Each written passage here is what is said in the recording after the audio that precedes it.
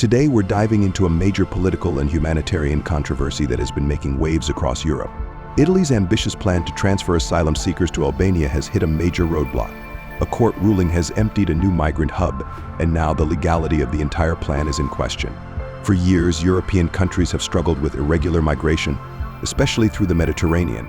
As the European Union explores tough new approaches, some far-right governments, like Italy's, are testing radical solutions to curb migrant arrivals. But these plans are facing fierce opposition both in the courts and on the streets.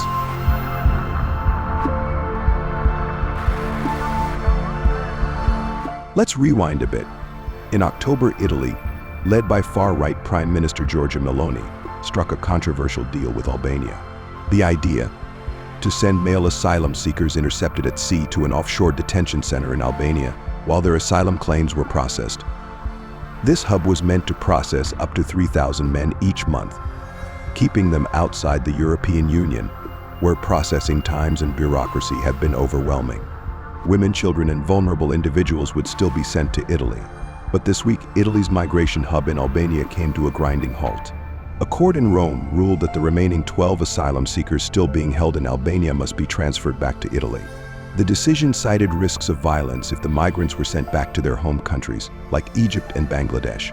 The Italian government was furious. Prime Minister Meloni's party, Brothers of Italy, blamed the ruling on politicized judges trying to race Italy's borders.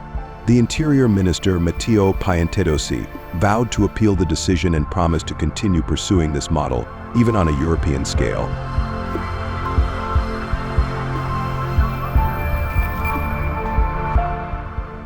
But it's not just the courts that are questioning this plan. Human rights groups and opposition parties have been vocal in their criticism, calling the deal inhumane and a violation of international law. NGOs like PICOM have slammed the Italy-Albania migration hub as absurd, claiming it risks human rights violations. They argue that these offshore centers are cruel, expensive, and legally dubious.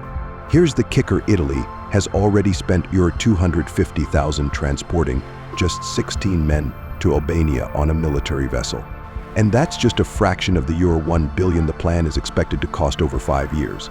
Many critics, including the Democratic Party, are calling the entire initiative a failure. Meanwhile, at the EU level, leaders are discussing the possibility of expanding offshore detention centers across Europe. While some countries like Denmark have flirted with similar deals in Kosovo, it remains unclear if any non-EU nations are willing to host these facilities. EU officials, including Ursula von der Leyen, are still considering this approach, even though irregular migration into the bloc has plummeted by 40% this year.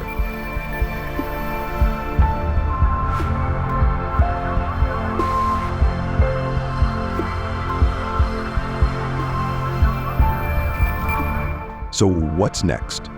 Italy's far-right government seems determined to push forward with the Albania model, hoping it becomes a blueprint for the rest of Europe. But with legal challenges piling up and human rights groups up in arms, the future of this plan is far from certain.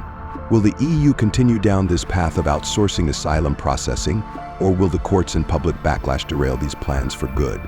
It's a debate that will define how Europe handles migration in the years to come. What do you think? Is this offshore model the solution Europe needs, or is it a violation of fundamental rights? Let us know in the comments below. And don't forget to like and subscribe for more insights into global issues shaping our world today. Thanks for watching, and we'll see you next time.